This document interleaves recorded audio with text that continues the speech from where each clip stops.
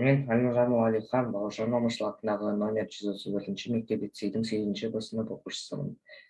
Ғылыми жобаның тақырыбы Алматы климаты ғылыми жетекшілерім Алиман Орталкенше, Қожақұлы Қалима.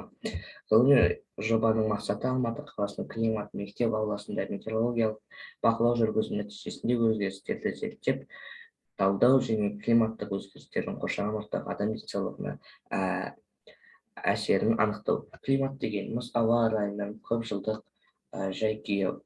Климат ұғымын біздің заманымызға дейін 2-ші ғасырда Гиппарх енгізген. Алматы қаласының климат түзуші факторлар: географиялық орны, жер бедері, ауа массаларының ықпалы. Алматы қаласы Қазақстанның оңтүстік-шығысында Іле-Алатау бөктерінде теңіз деңгейінен 670-970 метр аралығында орналасқан.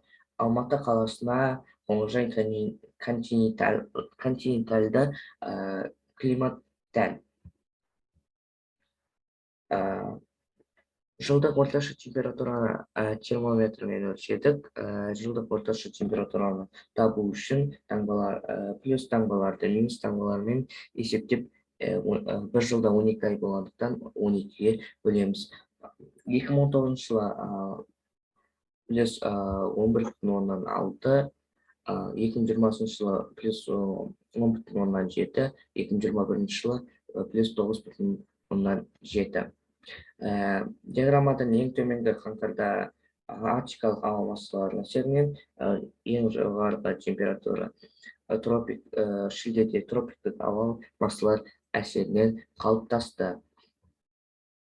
Жылдық амплитудасы ең жоғарғы температурадан ең төменгі температураның айырмасы. 2019 жылы 29,2 градус, 2020 жылы 30,7 градус, 2021 жылы 30 градусқа тең. Жауын-шашын мөлшері. Жерге бұлттан қатты немесе сұйық күйде түскен ылғалды атмосфералық жауын-шашын деп атаймыз.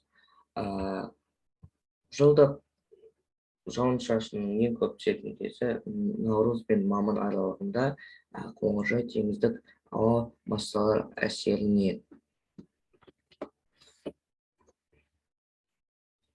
Бұлттылық. Аспанда бұлттың торлау дәрежесі бұлттылық деп аталады. Диаграммадан көріп отқандай, ашық күндер бұлтты күндерден қарағанда басым.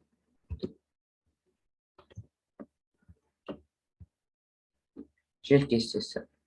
Ауаның горизонталь бағытта қозғалысы жел деп аталады.